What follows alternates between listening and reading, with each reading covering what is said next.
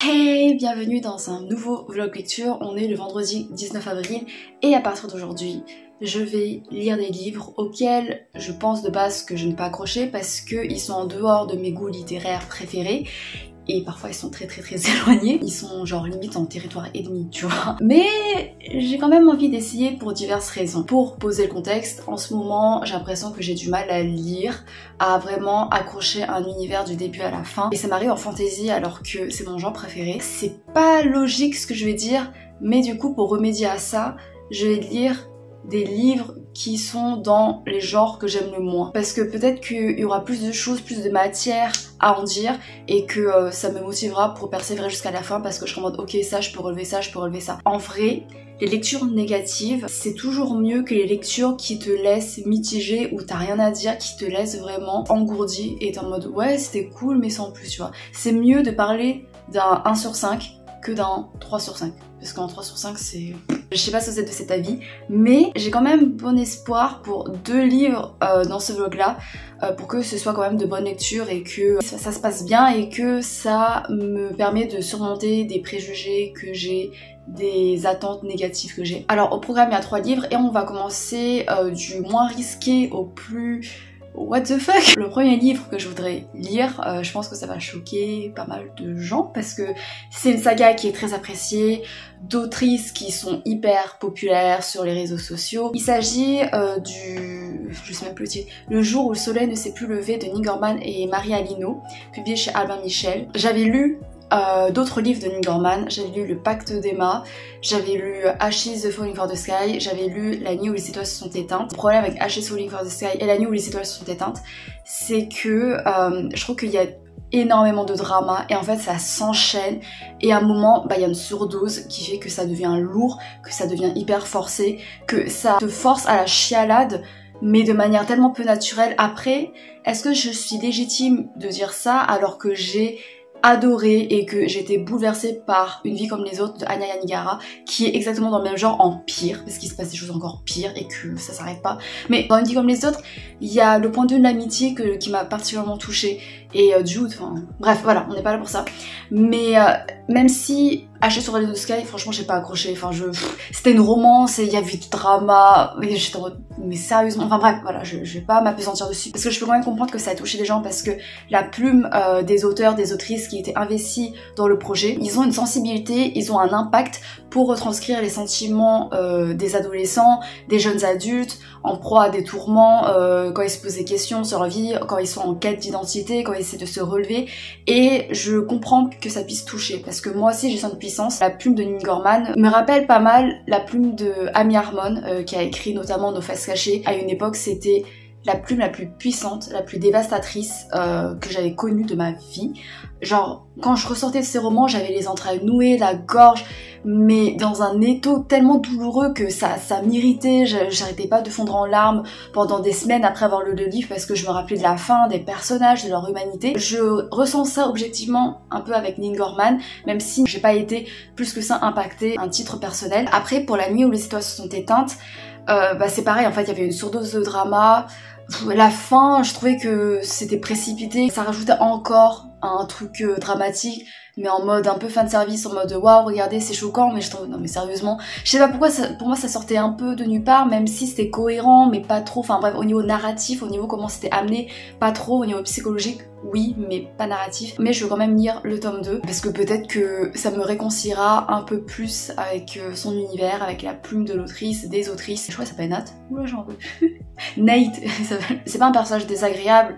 Et du coup, en vrai, ça peut être cool d'apprendre à le connaître. J'ai vu pas mal d'éloges sur la manière dont il est amené, dont il est construit au niveau de son développement personnel et ça peut être dévastateur. Le deuxième livre, c'est le tome 1 de Campus Drivers de C.S. Quill, publié chez Hugo Roman. Normalement, j'aurais jamais tenté ce genre de saga. Quoique j'ai lu The Deal, The Goal et tout, pour en faire un vlog lecture. Oui, parce que j'avais déjà fait...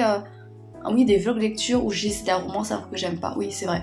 Mais Campus Travel, genre les vibes, ça m'attire pas du tout, ça m'attire pas du tout avec ce que j'aime.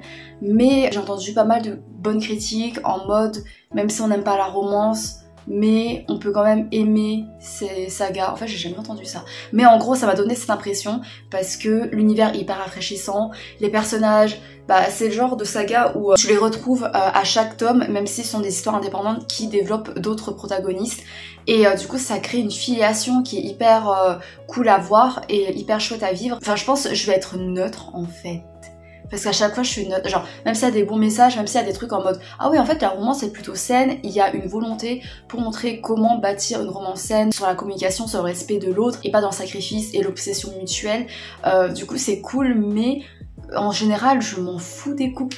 Ouais, je pars pas trop avec un sentiment positif où je vais être hyper investie, où je vais m'attacher au personnage, mais on verra. Et de toute façon ça peut pas être, je pense, pire que le troisième livre que je veux lire, qui est Haunting Adeline, qui est l'ombre d'Adeline, publié chez Roncière et écrit par H.D. Carlton. C'est une dark romance qui fait fureur sur les réseaux sociaux de l'autrice. J'ai lu Satan's Affair, dans lequel justement il y a une apparition du protagoniste masculin, je crois, de l'ombre d'Adeline, Zane, je sais plus comment il s'appelle. Satan's Affair c'était genre le livre le plus mal écrit que j'ai lu de ma vie, mais vraiment j'ai eu des fous rires parce que c'était gênant, du coup je sais pas dans quoi je m'embarque. Ce qui me choque en fait, c'est que c'est une histoire de stalker, et il y a beaucoup de gens, de lectrices, qui sont raides dingues de ce stalker là, qui sont en mode ouais c'est le book boyfriend goal et tout, et après ça reste dans le monde de la fiction. En fait ça dépend, si les lectrices prennent ça en prenant en compte que c'est de la fiction et que du coup faut pas transposer ces valeurs dans la réalité, dans leur réalité, bah je comprends, tu vois, genre c'est des fantasmes et tout, libre à chacun. Mais si c'est en mode oui, mais en vrai c'est romantique parce que c'est la preuve de l'amour ou je sais pas quoi, et j'ai vu il y avait pas mal de gens qui avaient romantisé des citations de ce bouquin, et j'ai en mode ok, d'accord.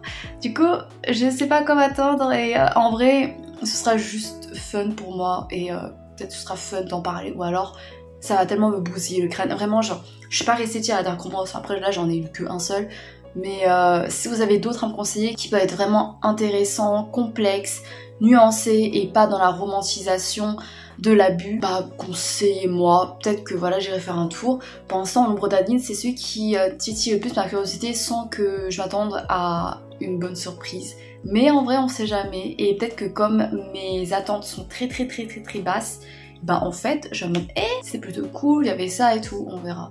Bref, j'arrête de blablater, j'espère que ça va vous plaire, et on se retrouve quand j'aurai des choses à dire sur ma première lecture. D'ici là, bonne lecture à vous, meilleure lecture que ce que je vais faire sûrement, et à tout de suite. Hey, on est le 24 avril et je vous retrouve pour un ED lecture qui est beaucoup plus positif que ce à quoi je m'attendais, que ce que je craignais, donc c'est super cool. Donc je vais vous parler de Le jour où les étoiles... Oula, je fais un mélange de ouf. C'est Le jour où le soleil ne s'est plus levé de Neil Gaiman et Maria-Line Oh, qui est le tome 2 de La nuit où les étoiles se sont éteintes, des mêmes autrices, publié chez Albin Michel. Alors comme j'avais dit, le premier tome, même si c'était pas une mauvaise lecture en soi, mais j'étais quand même déçue, notamment à cause de la fin. Du coup j'avais terminé la lecture sur une note assez amère et frustrante, et gênant à mon goût parce que j'ai pas aimé comment a été exécuté le rythme du récit par rapport à tout ce qu'il y avait de dramatique autour. Je trouvais que c'était un peu forcé par rapport à toute la régularisation au niveau du développement psychologique des personnages tout le long du récit. Donc voilà, en fait c'est cette note là qui m'est restée en tête quand je repense au tome 1, et ça s'est pas vraiment arrangé avec le tome 2 malheureusement, parce que ça finit à peu près sur la même note. Mais bon, on va écarter les choses négatives pour l'instant pour se concentrer sur le positif, parce qu'il y a quand même pas mal de choses à en dire. Ça m'a remis déjà dans un rythme quasi frénétique de lecture, dans le sens où je pouvais limite pas m'arrêter de lire parce que c'était trop addictif, parce que ça se lisait tellement bien, la plume elle est fluide, elle est dynamique. Ça faisait longtemps que je voulais ne pas m'arrêter pendant la lecture, où j'avais du mal en fait à m'interrompre pour passer à autre chose, et je voulais vraiment rester avec les personnages. C'est aussi une plume qui est empathique avec les ados, avec les jeunes adultes, parce que ça va montrer des problèmes, des questionnements chez les jeunes adolescents qui sont vraiment très retentissants. Ça va représenter des personnages qui détruisent autour d'eux, qui se détruisent, qui ont des réactions qui peuvent être assez toxiques, mais on va pas forcément les diaboliser parce qu'on sait qu'ils ont un bagage propre à eux, que c'est encore des jeunes, que c'est encore des gamins, et que doivent se démener, doivent démêler tout ça de manière progressive, avec une patience qui les coûte, parce qu'ils ont l'impression qu'ils sont embourbés dans quelque chose de tellement gros, de tellement insoutenable, qu'ils vont jamais s'en sortir. Et du coup, cette histoire c'est un peu comme un accompagnement, un compagnon pour ces jeunes en souffrance qui se sentent englués dans plein de charges autour d'eux, notamment au niveau de la pression des parents, enfin vraiment la place des adultes dans ce récit.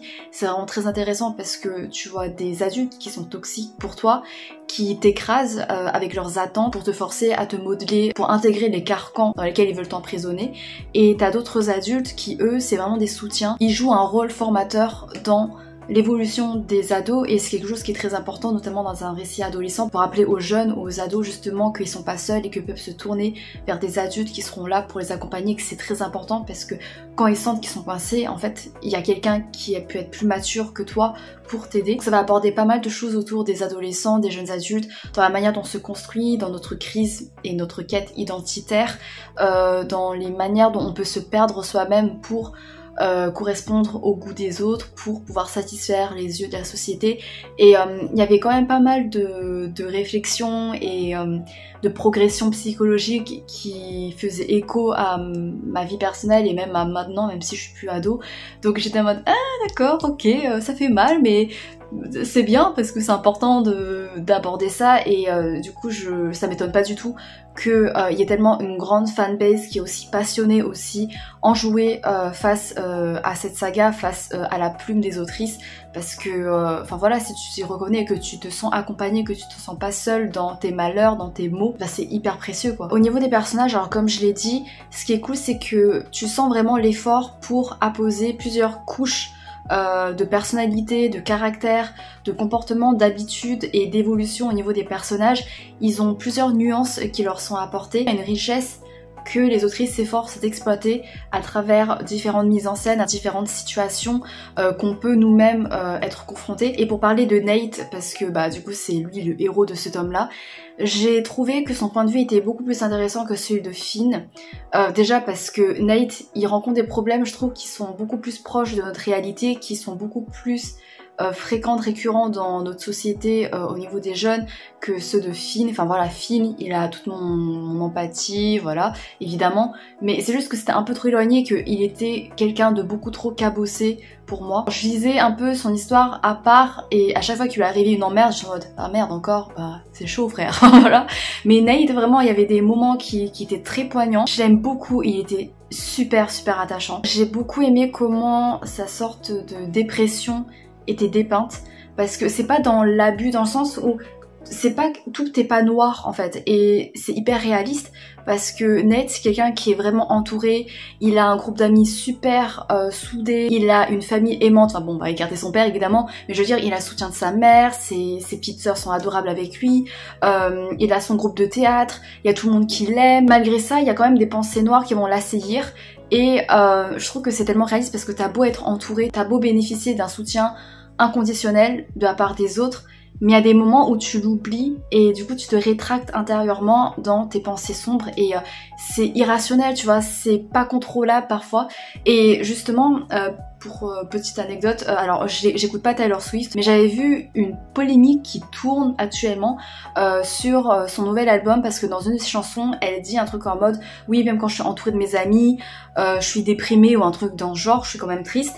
Et du coup t'as des gens qui critiquent en mode ouais mais pourquoi tu dis ça se fait pas pour tes amis et tout, alors qu'en fait c'est totalement normal. C'est normal, enfin pour moi de la part d'un être humain, que même si voilà t'es entouré, mais il y a des choses, des pensées sombres, il y a une souffrance qui peut découler de racines trop profondes ancrées en toi qui n'ont pas forcément besoin de raison et pour exister. Et surtout ce sont des mots qui naissent notamment de choses que nous on peut connaître comme les crises identitaires, les questionnements identitaires, le fait de se remettre en question, le dégoût de soi, parce que la société semble nous rejeter, la société ne semble pas apte pour nous accepter comme on est, du coup on se remet en question nous plutôt que remettre en question la société. Et peu importe ce que les autres peuvent dire, mais il faut que tu arrives à te convaincre toi-même. Ce que j'ai trouvé intéressant aussi et super cool et très rafraîchissant, c'est qu'il développe un réseau de relations.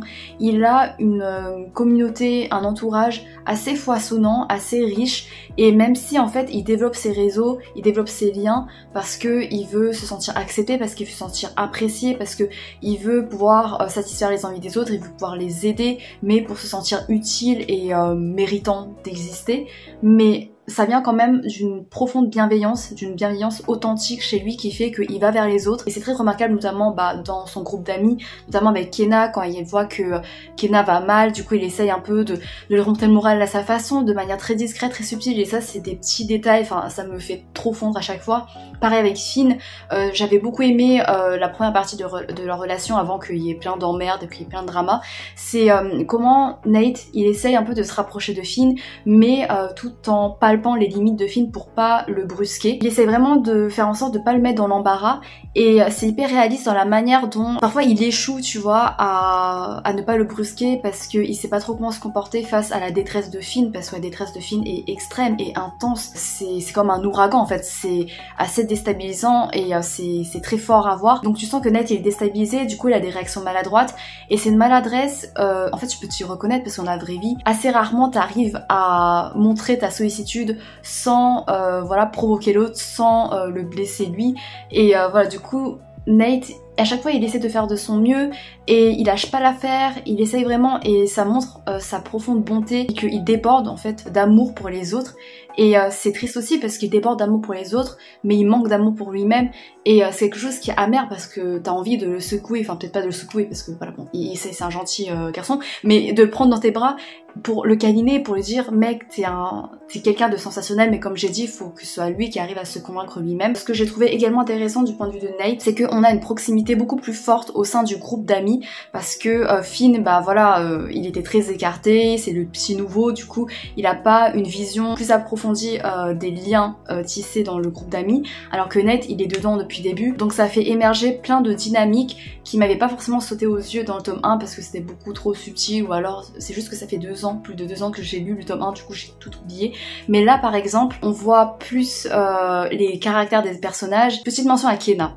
Alors Kenna, au début, comme dans le tome 1, j'ai beaucoup du mal avec elle parce que en tant qu'introvertie, si j'ai une pote qui me met autant dans l'embarras en faisant des remarques sexuelles, hyper sonores, qui vont attirer l'attention de tout le monde et tout, mais moi je suis en mode mais je vais te taper Kenna, enfin vraiment genre l'embarras dans lequel elle met Finn au début, moi j'aurais pas pu supporter, tu vois, vraiment là elle m'insupportait. Mais en fait quand tu la vois par rapport à Nate, comment elle est toujours avec lui, comment elle se soucie de lui, comment elle le fait passer avant tout le monde, avant tous ses désirs, toutes ses aspirations pour essayer de l'aider lui, comment elle arrive à le sonder pour voir quand il fait semblant d'aller bien, leur relation m'a fait chialer. J'ai pas pleuré dans le tome 2, mais j'ai pleuré pour leur relation parce qu'il y avait des moments tellement tendres et tu sens qu'en fait c'est des platonic soulmates. Tu vois, genre d'un côté t'as la romance, c'est cool, mais d'un autre côté t'as l'amitié avec Kenna et Nate, et je trouve que je vais pleurer.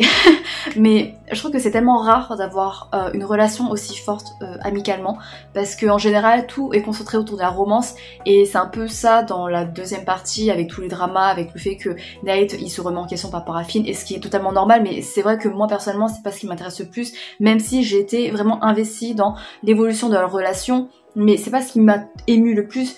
Ce qui m'a ému le plus, c'est vraiment Kenna et Nate, quand Nate il parle de son amour inconditionnel pour Kenna et que Kenna également montre son amour pour Nate, et que tu sens leur complicité, leur entente, le fait qu'ils peuvent se comprendre dans leur silence, dans leur non-dit, dans leur attitude, dans leur petit sourire et tout. Par ce biais-là, je me suis encore plus attachée à Kenna. T'as envie d'avoir une amie comme Kenna au final, tu vois, même si elle est très gênante. Mais ce qui est cool avec Kenna, c'est que c'est un personnage qui est assumé par les autrices, dans le sens où Kenna, elle représente la fille, le personnage qui arrive à vivre de manière authentique, de manière la plus naturelle, la plus sincère possible, en ignorant le regard des autres, l'attention des autres, et du coup c'est pour ça qu'elle est hyper gênante et qu'on a du mal avec elle, mais c'est assumé, et en fait au final c'est un peu comme une sorte d'inspiration, parce que quand t'es en train de faire des trucs un peu gênants et tout, t'es en mode ah mais merde les gens me regardent, mais en fait tu peux penser à Kenna, t'es en mode non mais Kenna elle a fait pire et elle s'en fout et elle kiffe sa vie, donc tu peux faire ça, ce sera jamais aussi gênant que Kenna, tu vois, mais tu peux faire ça et en vrai tu t'en fous des autres. Après je trouve que Kurt et Yeager ils restent pas mal en retrait encore malheureusement, même si ça s'est amélioré, même si voilà j'arrive à plus les reconnaître, à plus les identifier au niveau caractère, mais ça reste encore trop léger pour moi. Mais en même temps bah il y a d'autres tomes qui vont suivre, et les 2 premiers tomes laissent des interstices pour que les histoires individuelles des autres puissent être développées en parallèle avec les histoires qu'on vient de voir. Le tome de Yeager, au début il m'avait pas particulièrement intéressée parce que je trouvais que le teaser, la promotion de ce tome, c'était vraiment centré concentrée autour de la romance et qu'est-ce que je m'en tape en fait, voilà. Mais j'ai quand même envie, tu vois, de lire le tome de Yeager pour retrouver les personnages, pour avoir d'autres scènes entre eux, pour voilà, découvrir un peu plus Yeager et peut-être plus m'attacher à lui. Et vraiment le tome que j'attends le plus c'est Kenna et Kurt. Je crois qu'ils sont associés, je crois. C'est un tome genre pour les deux. Et ce tome là il m'intrigue de ouf parce que Kenna, j'ai envie de l'avoir dans ses failles, dans sa vulnérabilité. Tu sais, il y a des moments où elle montre cette vulnérabilité, des parts où elle est plus sensible et ça m'a brisé en fait, tu vois, ça m'a vraiment impacté. Donc j'ai vraiment envie de voir, de me plonger dans sa psychologie. Au niveau de la romance entre Nate et Finn, alors comme j'ai dit, j'aimais bien la maladresse au début, le fait que ça va un peu à tatillon, ça c'est délicat, et s'échange des petits sourires, des petits regards, et tu sens que les sentiments vont éclore, mais de manière que j'ai trouvé pertinente parce que ils ont commencé en tant qu'amis et après ils évoluent vers un chemin moins platonique et du coup c'était fluide à voir, c'était assez naturel à voir, donc c'était cool. Il n'y avait pas d'excès de scènes sexuelles, voilà, c'est peut-être juste un détail mais ça fait plaisir à voir parce que en général je trouve que c'est un peu trop lourd et que je trouve que ça apporte pas grand chose, alors que là tu vois c'est un peu évacué et franchement ça me va, c'est épuré, c'est simple, ça, voilà. Maintenant pour les choses un peu bof, alors pour rebondir sur la romance, c'est juste un ressenti personnel, mais j'ai l'impression que Nate, le bonheur de Nate dépend trop de Finn. J'ai l'impression que la romance prend une place beaucoup trop importante, beaucoup trop prépondérante dans sa vie et dans son sauvetage psychologique. Pour moi, il y a un côté qui est pas très sain parce que je sais pas si Nate, si on le détache de Finn, est-ce qu'il va réussir à se relever, tu vois? Parce qu'en fait, son histoire avec Finn vient après des histoires déjà traumatiques et du coup, grâce à Finn, il arrive à se relever, mais moi j'aime pas trop le fait que tu arrives à te relever grâce à une autre histoire parce qu'au final c'est dangereux. Là on est dans une histoire, dans une fiction, donc on sait que par la suite voilà ils vont vivre heureux toute leur vie, mais pour le message véhiculé pour les ados, pour les jeunes, ça m'a laissé assez réticente, assez sceptique par rapport à ça. Et ouais, à la fin comme j'ai dit, t'as un truc dramatique qui se passe et ensuite t'as l'épilogue qui va résumer plein de choses, mais c'est hyper rushé, j'avais l'impression. Alors que j'aurais bien voulu que ce soit développé après, c'est vrai que ça aurait été beaucoup trop long, mais ça tranchait trop avec tout le développement, avec tout le foisonnement humain, psychologique qu'on avait dans le reste du tome. Et du coup ce résumé là qui montre un peu l'évolution psychologique, qui montre des étapes de guérison. T'es rushé en mode non mais voilà il se passe ça et après démerdez-vous, tu vois. Et en plus ça sortait de la réalité pour moi, c'était trop explosif, c'est trop waouh, ok, à ce point là je trouvais que ça s'est détaché d'un coup de la réalité et ça m'a laissé un peu pantoise. Voilà, il y avait une césure un peu trop brutale pour moi et avec le message comme la romance qui est salvatrice dans ta vie, je sais pas. Mais bilan du coup de ce tome, je suis contente d'avoir donné une seconde chance à cette saga parce que du coup ça m'a relancé dans cet intérêt qui fait que je vais lire les prochains tomes et en vrai j'ai très hâte de retrouver tout ça, de me concentrer sur les autres personnages parce qu'ils ont un potentiel à exploiter et j'ai un souvenir beaucoup moins frustrant que lors du tome 1. Donc voilà, je suis attachée aux personnages, j'ai envie de lire la suite, donc c'est une réussite en vrai. Franchement trop cool. Pour le deuxième livre que je suis actuellement en train de lire, c'est Campus Drivers de C.S. Quill. Alors, ça commence beaucoup moins bien. En fait je sais pas si c'est parce que je me lasse déjà du contemporain, parce que enchaîner plusieurs contemporains à la suite j'ai un peu du mal parce que en plus c'est des contemporains centrés sur la romance, donc c'est vraiment le genre qui me parle moins. Du coup ça dessert un peu mon intérêt pour les livres qui vont suivre, déjà que l'intérêt il était vraiment très bas, très minime de base. Ma lassitude va encore plus empirer des choses, mais on va quand même persévérer pour pouvoir sortir ce vlog là. Pour Campus Drivers j'ai lu quelques chapitres, j'aime pas l'ambiance. En fait c'est comme si tout le monde, tous les personnages étaient Kenna, mais pas le bon côté de Kenna, mais son côté addict au sexe, parce que il y a beaucoup de sexualisation, il y a beaucoup de références au sexe, il y a beaucoup d'intérêt au sexe qui est apporté par les personnages et ça me gonfle déjà, genre je suis en mode, mais en fait je suis en déphasage total avec eux parce que j'ai pas du tout les mêmes centres d'intérêt, j'ai pas les mêmes attentes, j'ai pas la même vie qu'eux à l'université et c'est quelque chose qui est très glamourisé avec le groupe de BG qui servent de taxi, non c'est pas des taxis, c'est pas eux les taxis, de conducteurs de taxi pour les minettes qui vont essayer de pécho en même temps, voilà. Je suis en mode, ça me fait pas fantasmer sur les mecs et surtout que je me sens pas à l'aise avec ce groupe de mecs là. J'ai pas envie de traîner autour d'eux parce qu'ils font beaucoup de remarques sexuelles graveleuses, il y a des sous-entendus d'agression sexuelle méprises très à la légère. Genre, à un moment, du coup, t'as le héros, il héberge par accident l'héroïne, une fille, chez lui, sur son canapé. Et du coup, t'as un de ses potes au mec qui arrive chez lui et qui voit la fille. Et la fille, tu sais, elle a une capuche, elle a des lunettes de soleil, elle se cache un peu. Et du coup, là, le mec est en mode « Ah ok, j'espère que tu l'as pas drogué, sinon je vais devoir te couvrir auprès de la police, au nom du bro-code et tout. » Et t'es en mode... je suis censée rire par rapport à ça, je suis censée rire par rapport au fait que lui, il plaisante sur le fait qu'il va couvrir son mec si son mec a drogué et abusé d'une fille. Enfin, tu vois, j'ai peut-être pas assez d'humour, mais j'ai quand même beaucoup d'humour noir, mais ce genre de choses, ça me fait pas rire. Il y a beaucoup de pensées étriquées en mode...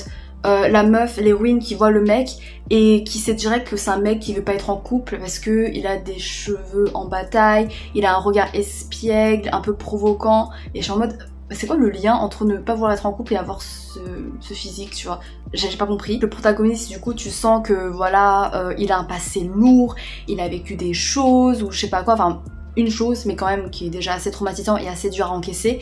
Mais je suis en mode, j'ai pas envie de connaître sa vie parce que il m'est pas particulièrement sympathique, j'ai pas envie de m'intéresser à lui.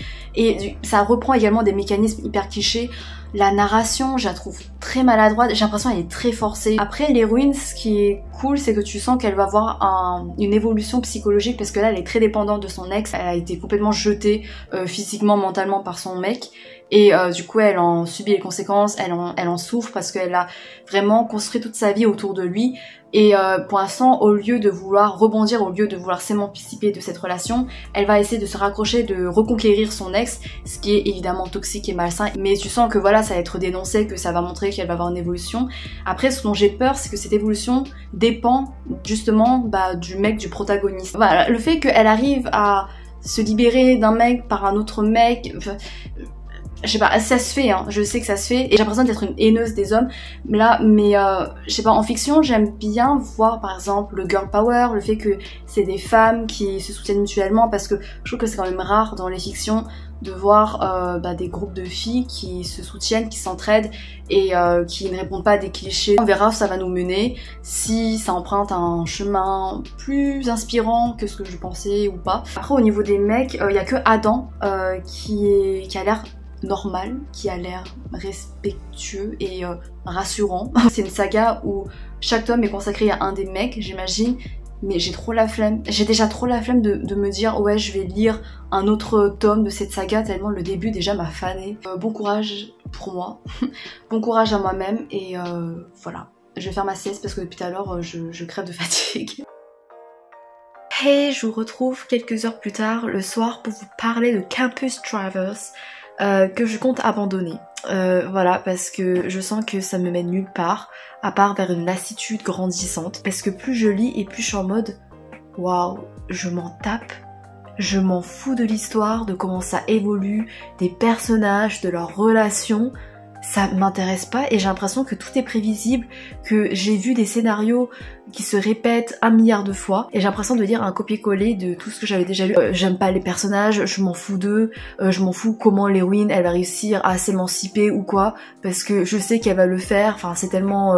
ça se voit, mais je suis pas assez attachée à elle pour la suivre dans cette aventure là, même si voilà, je la souhaite bon courage, go girl, et en même temps ça me saoule parce qu'elle est entourée que de mecs et moi j'aimerais bien voir des amitiés filles, mais les filles qui apparaissent c'est des filles qui sont jalouses de la meuf parce que elle a une relation privilégiée avec les BG et la fille elle a l'air pas comme les autres parce qu'elle arrive à tenir tête au mec et waouh, c'est incroyable, une fille qui se limite pas aux apparences et qui arrive à répliquer, à avoir du mordant, c'est tellement rare dans la vie. Et voilà, du coup t'as ce mec là, t'as ce protagoniste qui a ce genre de vision des choses, en mode comment tu peux t'attacher à lui, enfin comment tu peux sympathiser avec lui, comment tu peux avoir un crush sur lui, j'aime pas ce genre de mec. Il y a le mécanisme en mode, du coup t'as la relation qui se développe entre les deux protas, où ils se chamaillent, où ils se cherchent, où la meuf elle a du répondant, et en fait t'as en arrière-plan, t'as des potes du mec qui font ces remarques là en mode ils sont le public, ils sont à notre place et ils nous disent ce qu'on doit ressentir en mode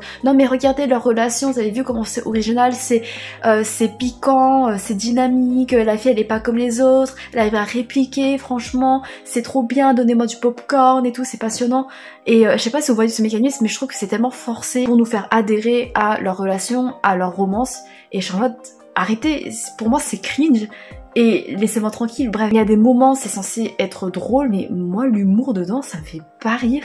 Et même les joutes verbales, genre, je suis en mode, bah ouais, ça vole pas haut. Et j'ai l'impression, vraiment, tout est maladroit, tout est forcé. Je pense pas que ça va s'améliorer par la suite pour mon appréciation. Donc autant ne pas persévérer, autant ne pas perdre mon temps. Ça arrange pas le fait que j'ai lu un contemporain romance juste avant. Donc voilà, j'ai un seuil de tolérance très limité par rapport à ce genre-là. Et là, ça se sent vraiment. J'irai voir quand même des critiques pour voir ce qui bâme les gens autant. Parce que j'arrive pas à comprendre. Ouais, j'ai l'impression qu'il y a rien d'original. Le fait de comparer la fille aux autres filles en mode non mais celle-là elle a du répondant... Bref, voilà. Mais là, j'ai envie de lire de la bonne fantasy, tu vois. De la fantasy où la romance, elle est quasi inexistante. J'ai les 2 premiers tomes, enfin j'ai les 2 tomes tout court, de Le Rite de guerre des Archives de Rochard, de Brandon Sanderson, ici. Et au lieu de ça, je perds mon temps avec des romans, je suis en mode, non mais c'est bon, ça se peut que j'aurai une bonne surprise, vas-y, je vais sortir de ma zone de confort. Là, je suis trop sortie de ma zone de confort, ça fait plusieurs jours, je suis hors de ma zone de confort. Ah, ça suffit. Et bien en même temps, il faut que je fasse ce vlog parce que dans ce vlog, je vais présenter pas qu'une seule lecture et une lecture abandonnée quand même. Hein. Ça veut rien dire, ma phrase, elle était très maladroite. Mais je sais pas quoi lire. Je vous reprends quand j'aurai des choses à dire et j'espère avec une meilleure humeur que là.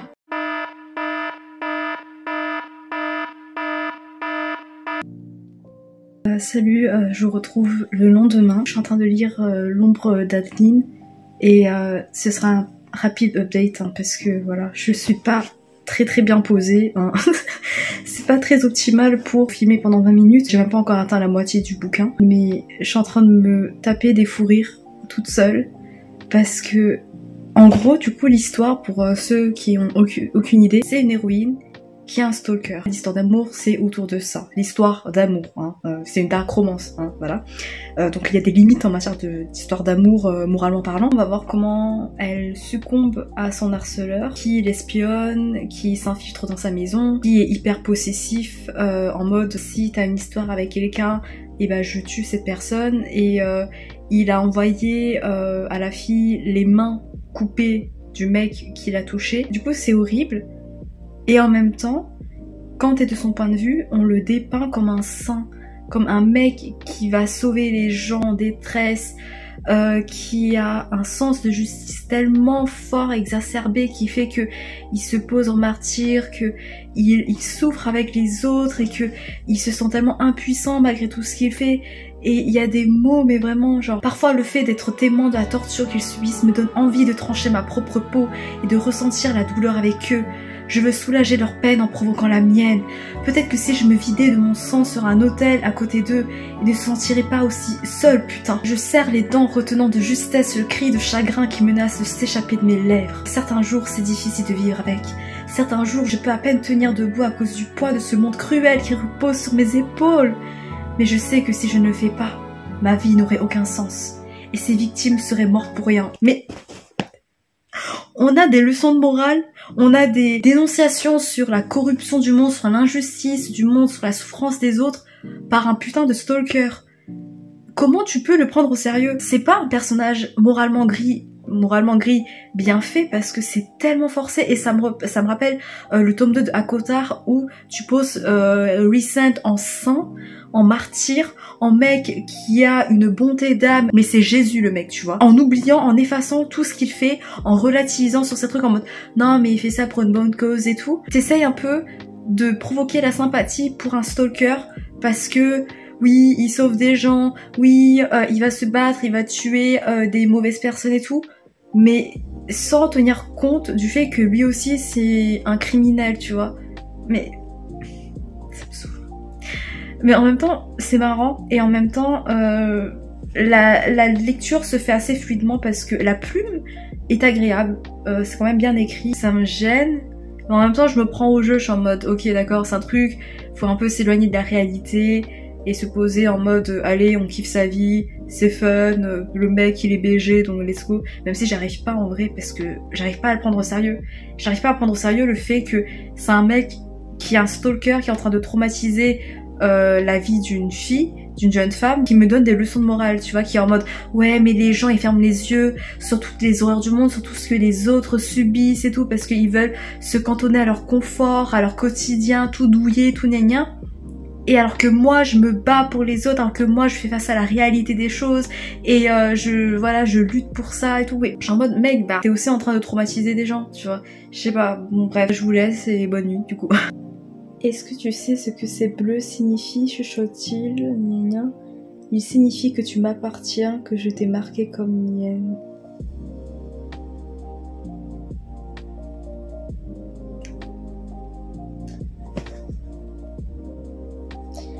J'ai envie d'abandonner parce que là on entre dans le moment où ils se rencontrent et ils se rencontrent de la manière la plus violente possible, c'est-à-dire qu'il est en train de l'agresser. En fait je m'étais fait spoiler une scène avec un pistolet et déjà de base j'étais en mode what the fuck et je pensais que ça se passait dans le consentement en fait, mais je crois que c'est pas très le consentement là. Je vais zapper des moments parce que c'est juste de l'agression sexuelle. Et en fait, il n'y a pas d'intérêt en fait.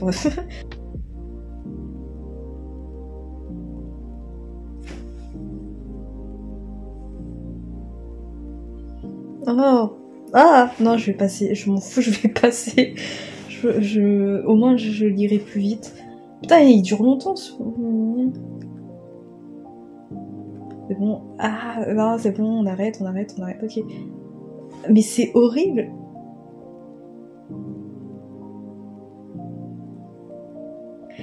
Ok, je sais, c'est une dark romance, c'est censé être violent et tout, mais à chaque fois je suis en mode, je vais arriver à prendre ça avec de la distance, à être détachée, à me dire que c'est que de la fiction et que c'est juste un délire de fantasme et je dois l'accepter comme ça. Mais à chaque fois ça me choque, à chaque fois je suis en mode comment c'est possible parce que t'es en train de voir une femme qui se fait traumatiser, genre parce que j'ai pas tout lu, j'ai juste lu pour confirmer le truc avec le pistolet c'était dans un contexte non consenti et du coup c'est horrible déjà, et en plus la meuf de ce que j'ai lu elle est pas forcément hyper excitée, là elle part du colère, du traumatisme. Je vais pas perdre mon temps avec ce livre, il me reste je sais pas combien de pages, j'ai pas envie.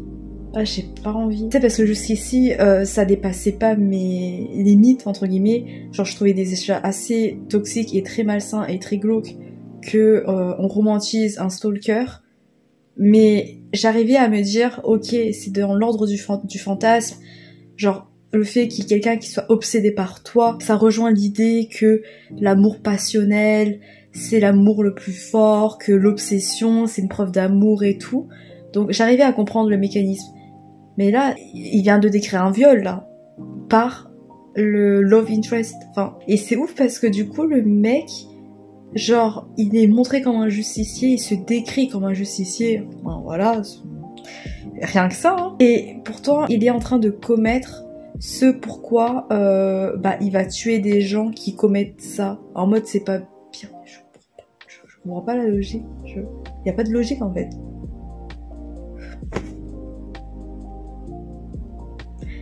Ce vlog est chiant à tourner. Je suis juste en train de me dégoûter de la life et non mais je pense que je vais basculer sur un autre vlog. Je vais peut-être un peu continuer et on verra. Bon, dernière fois que je vous reprends avec un plan aussi dégueulasse, promis. Mais je pense vraiment que la dark romance c'est pas fait pour moi parce que là on a rebasculé du point de vue du mec qui est en train de dire à quel point il a pris du plaisir à voilà. Et ça me donne envie de pleurer. En fait, ça me donne envie de casser des trucs et j'ai envie de juste pleurer de dégoût. En fait, je suis pas assez solide, entre gros guillemets, mentalement, pour supporter ça. Et même pour lire en mode « Oh, what the fuck ?» c'est fou, c'est dingue. Et juste de me marrer et de pas réussir à prendre ça au sérieux. Parce que c'est juste au-dessus de mes limites en matière de sadisme et en matière de torture psychologique. De base, au début, je pensais que on allait juste romantiser la torture psychologique et que le mec il allait garder ses distances et que la meuf lui succombe psychologiquement pour voilà la toucher et tout, mais du coup tout ça se passerait dans un cadre de consentement, Et déjà le fait de romantiser la torture psychologique, c'est quelque chose de horrible. Déjà c'est le fait de banaliser la torture psychologique et tout. Donc déjà de base c'est très très limite, mais j'aurais pu vraiment me dire ok, c'est dans une sorte de jeu psychologique qui peut titiller un peu les lecteurs, les lectrices, et dans un certain sens j'arrive à comprendre, tu vois, même si pour moi je trouve ça what the fuck, mais j'arrive à voir, à comprendre, à palper un peu ce qui peut exciter les gens, et du coup j'arrivais quand même à me marrer sur ce truc là, mais là je peux pas, c'est horrible. Je me suis privée la dernière fois, j'ai refusé de la toucher de mes propres mains puisqu'elle ne l'avait pas encore méritée, et pas parce que oui, parce qu'elle m'a pas demandé et que c'est pas bien, déjà parce que il a touché avec le pistolet, et non mais j'entrerai pas dans les détails, de toute façon je pense que vous devinerez facilement.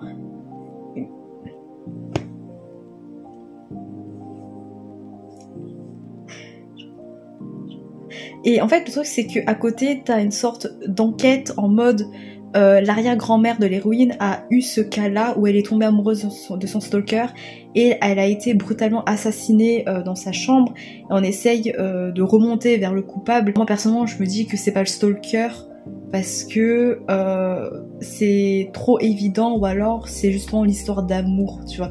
Bref, mais du coup qui est le coupable? Et en vrai ça j'ai envie de le savoir, mais j'ai pas envie de poursuivre le récit en fait. J'ai pas envie, alors je vais zapper plein de moments, hein. Mais c'est dégueulasse. À chaque fois je tombe sur une ligne, à chaque fois il y a des trucs dégueulasses. Ta gueule. Et c'est quand qu'il finit son putain de point de vue là? C'est bon, je m'en fous. Et après il retombe dans son rôle de justicier, enfin bon allez, maintenant je vais aller tuer des mecs méchants et tout parce qu'ils abusent des enfants et des femmes, c'est pas bien. Alors que t'es en train de faire quoi, mec? T'es en train de faire quoi? On est censé éprouver de la sympathie, on est censé fantasmer sur lui. Les gens qui le considèrent comme un book boyfriend, genre un gros goal et tout dans la vie, mais est-ce que j'ai le droit de vous juger? Parce que je vous comprends pas en fait. Comment c'est possible? Après, je peux pas bien parler parce que j'ai pas réussi à lire la scène, enfin les scènes où il abuse de la fille, mais en même temps, il abuse de la fille. Genre, c'est déjà explicite, c'est déjà évident que c'était pas consenti. J'ai pas à lire pour éprouver de la légitimité pour juger ce genre de fantasme. Genre en mode, comment c'est possible? À la rigueur, par exemple, s'il y a des gens qui passent par là et qui ont adoré le livre, qui ont adhéré au truc, par pitié, expliquez-moi. Je vous jugerai pas, parce que ça reste dans le monde de la fiction, et je sais que si vous avez pris votre plaisir dans ce genre de moment, c'est dans la fiction, tu vois, et c'est pas parce que vous cautionnez ce genre de choses dans la vraie vie. Mais moi j'arrive pas, parce que je fais trop le lien entre la fiction et la réalité, et c'est quelque chose qui m'empêche de m'amuser dans certains livres, dont celui-là. Mais en même temps, je me dis, je rate pas grand-chose, hein, voilà. Je vous reprendrai pour le bilan final, mais ce vlog est un fiasco. C'est n'importe quoi, mais j'ai hâte de démarrer les vlogs du mois de la fantasy, où je vais trop m'éclater, où je vais lire de la littérature asiatique, de la littérature fantastique. Mais pas ce truc de merde là, putain. Non, bon, bref, on arrête et bye. Bonne nuit, là vraiment oui. Hey, je vous retrouve le lendemain, le 26 avril, pour clôturer ce vlog et faire un petit retour sur l'ombre d'Annie de L.J. Carlton que j'ai fini par abandonner. Je pensais vraiment que j'allais tenir au moins jusqu'au bout, juste pour pouvoir me marrer, parce que voilà, il y a des trucs un peu excentriques, c'est un peu tout nouveau pour moi, j'ai pas trop l'habitude, il y a des trucs qui me choquent, en mode what the fuck et tout, et ça aurait été sympa, divertissant de les relever pour vous et vous dire pourquoi j'ai du mal avec, mais je m'attendais pas à être aussi dégoûtée. Voilà, après c'est de la dark romance et ce roman-là, de ce que j'ai vu, c'est vraiment un des piliers dans ce domaine-là. Donc je m'étais pas assez bien préparée malgré les trigger warnings. En fait il y avait des trigger warnings, mais je savais pas que c'était au sein du couple principal, tu vois. Je pensais que c'était avec des méchants et tout. Non, c'est parce que le mec est barjot, c'est tout. Je regrette d'avoir essayé de lire ce livre, parce que j'ai l'impression qu'il y a un peu, pas un avant-après dans ma vie, c'est pas à ce point-là, mais en mode j'aurais préféré continuer à vivre sans avoir lu des choses que j'ai lues dans ce livre, tu vois. Parce que du coup j'ai des images en tête, et même si c'est des moments que j'ai skippés, mais je suis quand même tombée sur des phrases, quand même tombée sur des bribes de phrases, de mots qui me laisse voir de manière assez explicite le contenu global et je suis dégoûtée, voilà, du coup j'en peux plus. Dans une moindre mesure, je comprends le succès de ce livre parce que c'est un livre qui est audacieux, dans le sens où ça a pas peur de choquer le lectorat, ça a pas peur de provoquer, ça a pas peur d'aller vraiment dans l'extrême, notamment au niveau du mec, parce que ce qui est intéressant avec lui, c'est que je crois qu'il a pas de passé triste qui fait que ça justifie pourquoi il est comme ça, pourquoi il est aussi déglingué psychologiquement. C'est un psychopathe. Et c'est tout, tu vois. Et en vrai, ce genre de choses, j'aime bien le fait que t'es un connard par excellence et c'est juste hyper divertissant. C'est juste que là, ce qu'il fait, c'est en dehors de mes limites, tu vois, c'est en dehors de ce que je peux arriver à accepter et à relativiser dans une fiction. J'ai pas accroché au mécanisme comme quoi on double ce psychopathe d'un justicier et en fait on essaye de lui insuffler un souffle universel, un souffle cathartique, un souffle libérateur. Il représente le justicier par excellence qui nous fait du bien parce qu'il combat le mal à notre place, il va dénoncer la corruption, les abus, tout ce qu'il y a de plus noir chez l'être humain et il va réussir à se battre contre ça et du coup ça nous procure un sentiment un peu cathartique en mode il agit à notre place, il arrive à changer des choses parce que nous on peut pas et du coup on se projette en lui en quelque sorte et en fait ce souffle cathartique ça va je pense desservir tous les sentiments passionnels, toute l'obsession qu'il va éprouver pour la fille parce qu'il y a tout ce mélange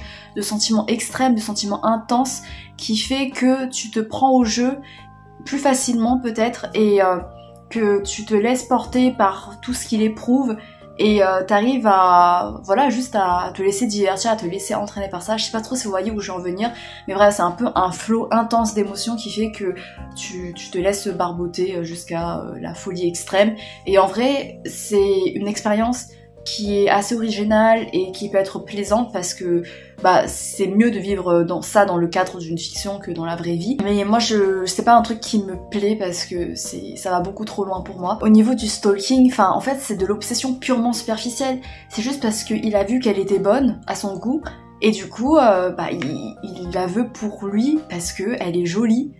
Et elle aussi, elle commence à ressentir de l'attraction envers lui parce que il est BG. Et en fait, ça me saoule parce que le début, ça avait l'air d'un pitch assez tendu, assez prenant, parce qu'on dirait que c'est un roman à suspense où du coup t'as la fille qui a des réactions réalistes face à un stalker, genre elle a peur, elle tombe dans la paranoïa, elle essaye de se débattre, de se démener pour résoudre tout ça, et elle sait pas quoi faire, elle est hantée, elle est vraiment dévorée par la peur. Et du coup tu te mets facilement à sa place, en plus autour de ça il y a une ambiance assez fantomatique, énigmatique avec des secrets de famille, avec un passif dans un manoir qui semble hanté, où t'entends des chuchotements, t'entends des murmures, t'entends des pas, tu sais pas d'où ça vient et tout. Du coup ça rajoute vraiment une ambiance hyper pesante et en plus avec quelqu'un de l'extérieur qui est en train de t'espionner, en vrai les fantômes, tu te dis ça va quoi, c'est la menace humaine, c'est vraiment la plus dangereuse et en vrai tu relativises pas mal sur les fantômes. Mais en est que ça rajoute quand même à une ambiance de suspense. Mais du coup la fille quand elle va voir que le mec il est BG, elle va succomber, j'ai l'impression assez facilement, même si on veut la dépeindre comme quelqu'un qui a un caractère de rebelle, qu'elle est indépendante, et ça j'aimais bien au début parce qu'elle a du sarcasme, elle me faisait rire parfois parce qu'elle a du répondant, elle a des remarques, en vrai c'est assez vulgaire et tout, et moi ça me faisait rire, mais en fait tu sens que elle aime bien ce petit jeu, mais c'est aussi aidé par le fait que le mec a un physique qui est attractif et ça me saoule parce que du coup on dérive sur la romance juste parce que bah ils sont beaux, alors que si le mec c'était vraiment un vieux dégueulasse avec des verrues partout, je sais pas quoi, bah ça resterait dans le cadre du roman d'horreur. C'est ça que j'ai du mal avec la romance, c'est qu'il y a plusieurs scénarios où si tu remplaces un mec beau par un mec moche, physiquement moche, ça tomberait en fait dans l'horreur parce que le scénario de base est flippant et creepy. Genre c'est comme pour 50 nuances degrés, tu vois, le mec possessif qui rentre chez toi, qui te contrôle, qui sait tout ce que tu fais et tout. Si c'était un mec moche et pauvre et tout, bah ce serait pas aussi glamourisé. Et voilà, du coup au début il y avait quand même un certain ancrage dans la réalité parce que t'arrivais à te mettre dans la psychologie de l'héroïne à sa place, parce qu'elle a des réactions, t'es en mode ouais, enfin à sa place tu ferais peut-être ça. Après elle a une témérité qui est un peu forcée, en mode je sais que c'est pas bien mais je vais le faire quand même, parce que elle recherche cette adrénaline, cette excitation mélangée à la peur, et c'est ça aussi qui va la propulser vers le mec, et qui va aider à cette histoire d'amour. Même si je comprends qu'il y a des gens qui, face à ce genre de situation, à quelqu'un qui soit obsédé par toi, ça peut être dans la fiction quelque chose qui t'excite, mais le truc c'est que leur relation part sur une base non consentie. Il y a de l'abus de la part du mec.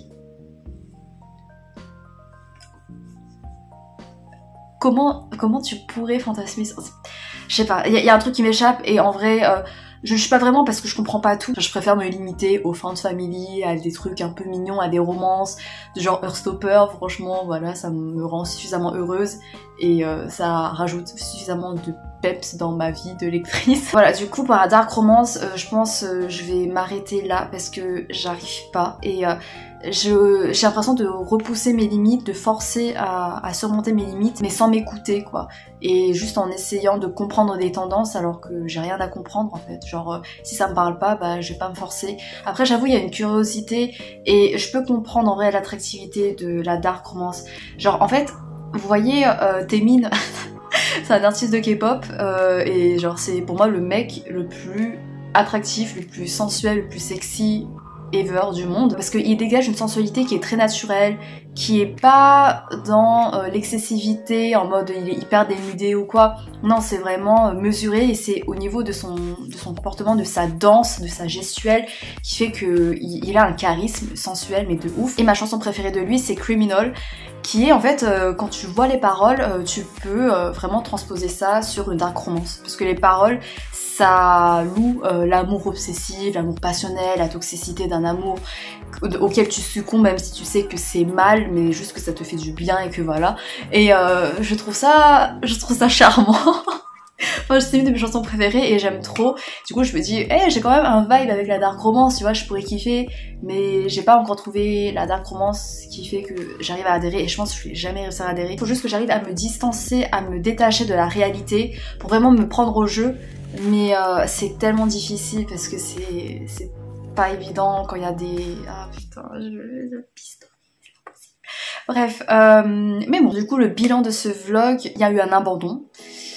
Campus Joyeuse, désolée, c'était pas pour moi. Et non, il y a eu 2 abandons du coup.